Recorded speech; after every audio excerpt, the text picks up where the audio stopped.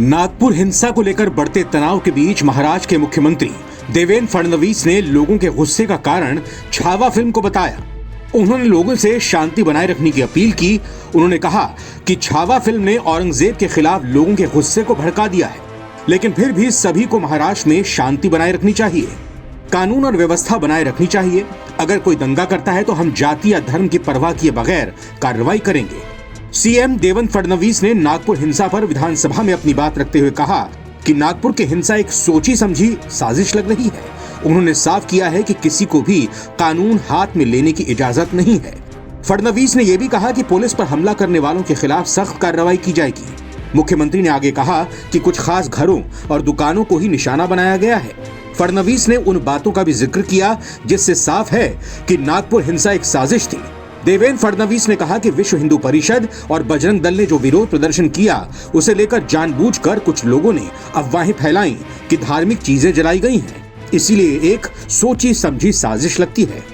नागपुर हिंसा में पुलिसकर्मियों को लगी चोटों के बारे में बताते हुए उन्होंने कहा कि पुलिस पर हमले बर्दाश्त नहीं किए जाएंगे। हिंसा में शामिल लोगों के खिलाफ सख्त कार्रवाई की जाएगी। उन्होंने बताया कि 3 पुलिस उपायुक्त यानी डीसीपी घायल हुए हैं। एक डीसीपी पर कुल्हाड़ी से हमला किया गया। फडणवीस ने आगे कहा, कुल 33 पुलिसकर्मी घायल हुए हैं, जिनमें 3 डीसीपी शामिल हैं। 5 घायल नागरिकों में से 3 को छुट्टी दे दी गई है और एक अभी भी आईसीयू में है। उन्होंने बताया कि नागपुर के 11 पुलिस स्टेशन में निषेधाज्ञा लागू कर दी गई है। मामले में 5 अलग अलग एफआईआर दर्ज की गई है। देवेंद्र फडणवीस ने खुलासा किया कि हिंसक स्थलों से पत्थरों से भरी एक ट्रॉली भी मिली है। कुछ खास घरों और संस्थानों को निशाना बनाया गया है। एक डीसीपी पर कुल्हाड़ी से हमला किया गया।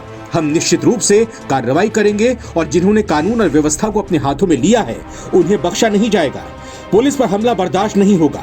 इस बीच महाराष्ट्र में सत्तारूढ़ महायुति और विपक्ष मंगलवार सुबह विधानसभा परिसर में आमने सामने आ गए।